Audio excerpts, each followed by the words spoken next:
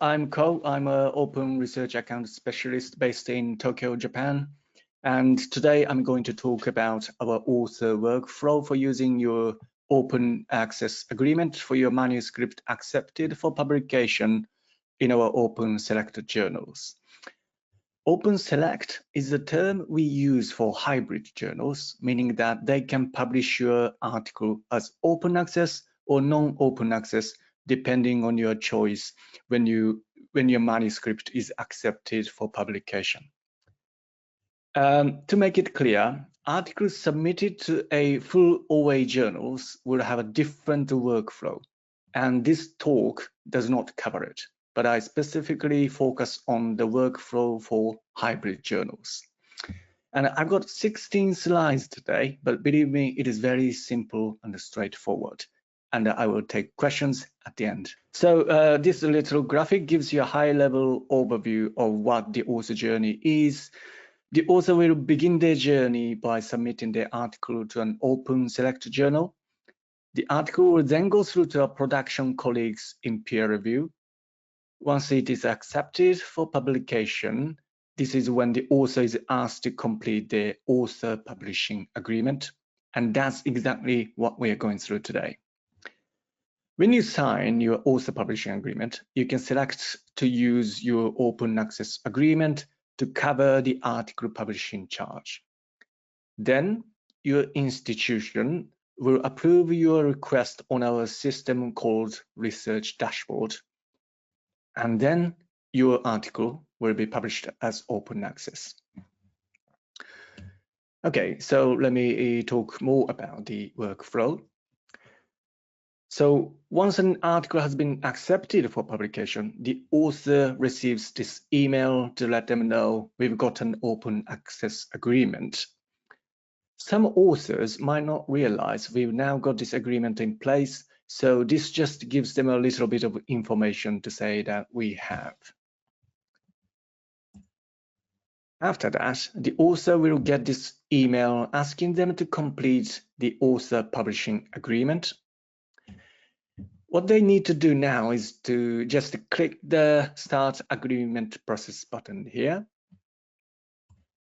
And right at the beginning, it will bring up all the details of the article, their name, the article title, and their affiliation. This affiliation will obviously show us your institution now at this stage.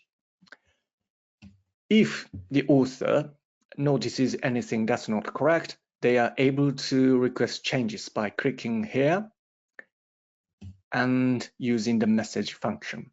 If you send a message for a request correction, our production team will review whatever changes need to be made.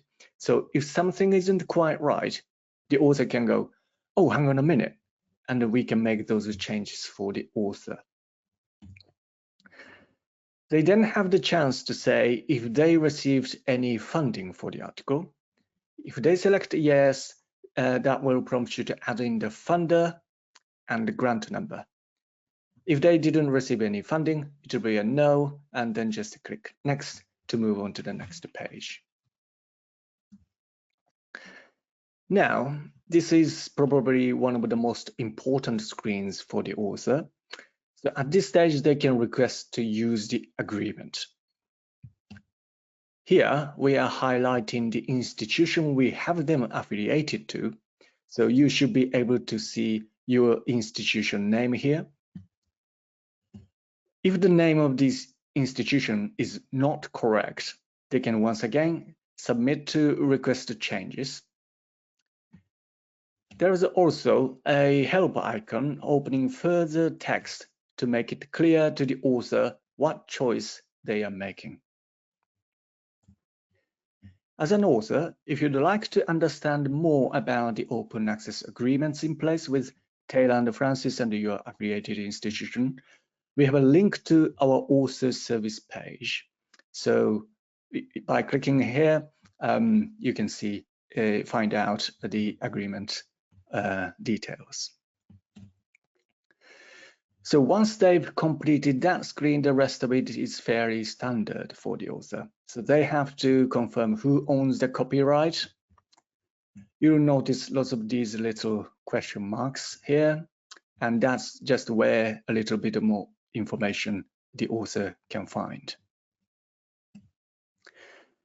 They then get a chance to choose their license, usually selecting from two options, CC BY NC ND or CC BY.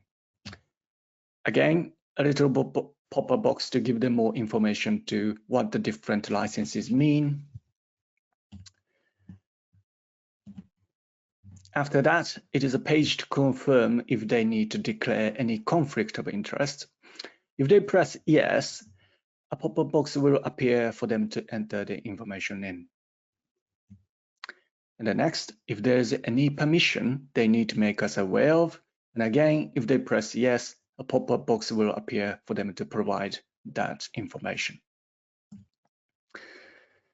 They will then have to confirm and accept the author publishing agreement, which we encourage authors to read and confirm that they agree for that article to be published. If they select yes, they can complete their signature. And once they've completed that, that's the end of the author publishing agreement. So they just get the summary to say they've finished that agreement.